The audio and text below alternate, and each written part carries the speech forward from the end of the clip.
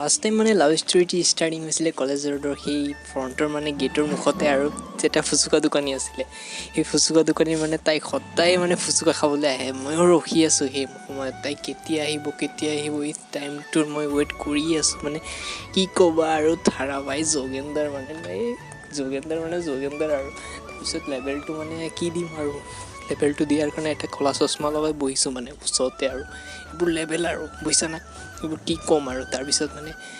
তাইৰ ফটককৈ আহিলে আৰু তাইৰ স্কুটি লগাই পেলাই লাহেকৈ আহি আছে ফুচুকা দোকানীৰ ওচৰত মোৰ দিলটো কি হ'ল জানা 100 ডিগ্ৰী চেলচিয়াছত ঢুকিব ধৰিলে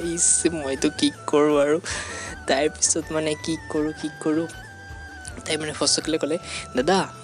ফুচুকা দিয়কচোন তাৰপিছত মানে ষ্টাৰ্টিং কৰিছিলে তেতিয়াই আৰু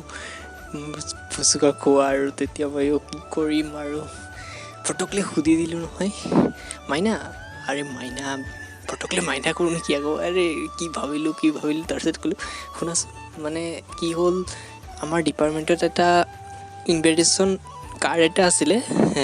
তোমাৰ লগৰ এজনীক দি দিব পাৰিবা এনেই মিছাকৈ ক'লোঁ মানে কোনোতো ইনভিটেশ্যন কাৰ্ড নায়েই বেকাৰ এনেই লেভেলটাত পঢ়াৰ কাৰণে তাৰপিছত কি হ'ল মানে তাইৰ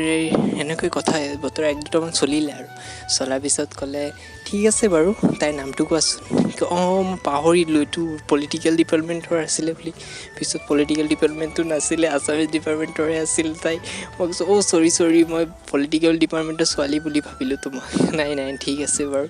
এইটোৱে কৈ আৰু আহি গ'লোঁ ফটকলৈ নম্বৰ ল'ব নোৱাৰিলোঁ মানে মনটো ভালেই লগা নাই